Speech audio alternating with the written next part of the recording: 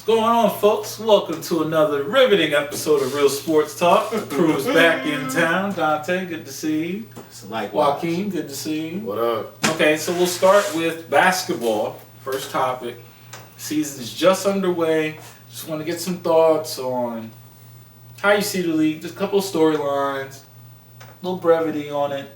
D-West, we'll start with you. Give me two things you're thinking about going into this season. I still don't like KD. So whatever.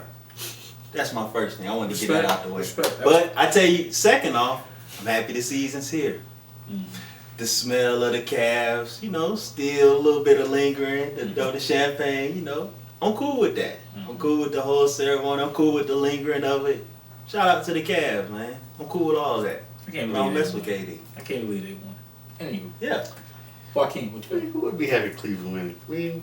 Well, the Indians win too. Man, that'd be one lucky year for Cleveland. Cleveland had their best year ever. Somebody's been praying. Somebody has been praying hard. Their knees are probably bruised, black. They probably been Ashy. praying. They just finally get answered. They no Vaseline. Yeah, they want that's an extra change. Well, you know how the mail is. Exactly. Yeah.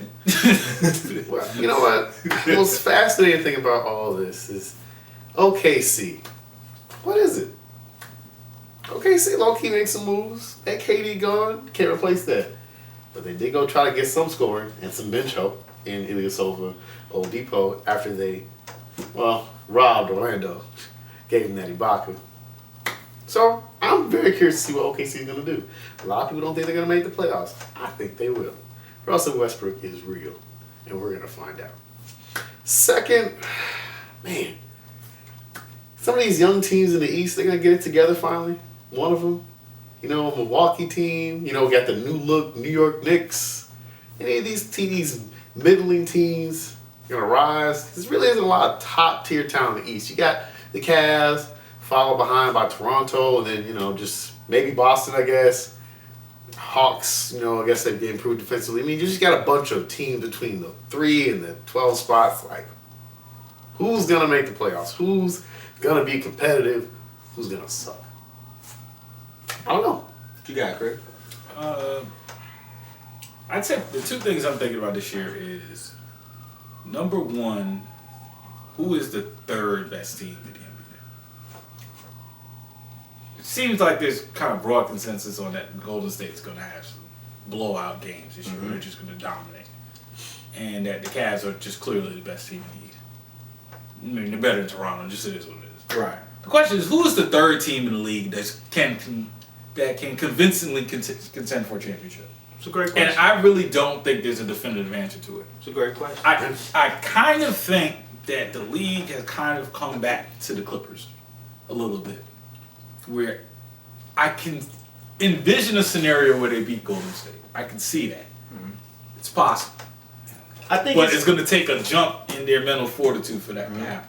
And then we got to see how the whole Golden State thing kind of pans out, how the continuity, how they play, once things get the float, So we'll figure it. I think they'll figure it out. But that is interesting. And with Golden State, they have a glaring issue with, they don't have any bigs. So it's like, our team's going to be able to expose that? Are they going to be able to be strong enough? Or can they work around it? Yeah, work around it, essentially. Yeah, absolutely. The second thing, storyline, I think, for this season is the transitioning in the league itself as far as the players. The retirement of Kobe, KG, Duncan, and just these new stars taking over teams in the league. Your Kawhi, your emergence of Kawhi, Minnesota's talent, AD, the young bigs in Denver, and just across the league, and to see if these young players can hold up under the pressure of leading franchises. You know what I'm saying? Jimmy Butler is the face of the franchise for Chicago. Can he handle that as a leader? And you can go down the line. Where you have young stars being put in new positions, and like Schrader being the starting point guard in Atlanta. Like, you got to handle that. You've been talking like you need to be that man. Well, you the man now. What you gonna do with it? Right. So just watching that throughout the league, is kind of transitioning the league from major stars to younger stars emerging. What do they do? How do they handle that? Whiteside in Miami, for example. How do they handle that stardom and that responsibility and pressure? That's something I'm watching this year.